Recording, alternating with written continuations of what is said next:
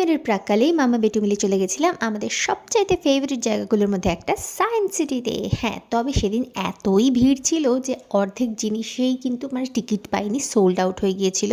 তো যাই হোক, ঢুকেই সবার প্রথমে ব্রেকফাস্টটা কিন্তু সেরে নিলাম।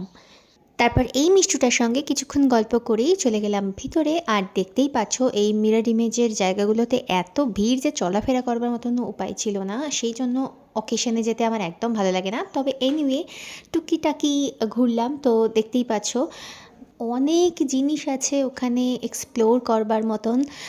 আমরা টাইম মেশিনে চড়বো বলে অপেক্ষা করছিলাম, আর এই লাইনটা কিন্তু সেইটারই। দেখতে পাচ্ছ তো, বুঝতে পারছো তো কীরকম লেভেলের ভিড় ছিল। আর ততক্ষণে একটু এক্সিবিশন দেখে নিলাম ফটোগ্রাফির, আমাদের খুব পছন্দ বাঘে ছবি।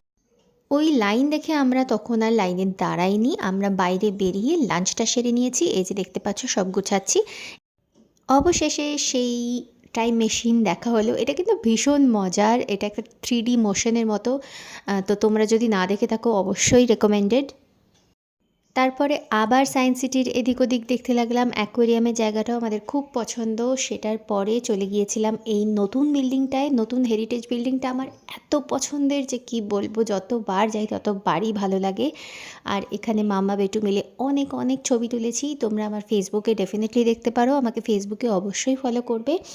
আর এই পুরো গ্যালারিটা ঘুরে তারপর আমরা বাইরে বেরিয়ে অপেক্ষা করছিলাম লাইট অ্যান্ড সাউন্ডের জন্য। অবশেষে সেইটা দেখে মাম্মা বেটু মিলে বাড়ি চলে এলাম। সায়েন্স সিটি আমাদের বড় প্রিয় জায়গা, আবার অবশ্যই আসবো, তবে যেদিন একটু ভিড় কম থাকবে। তোমাদের ভিডিওটা কেমন লাগলো আমাদের জানিও, ভালো লাগলে লাইক সাবস্ক্রাইব করে দিও। দেখা হচ্ছে পরের ভিডিওয়, বাই বাই।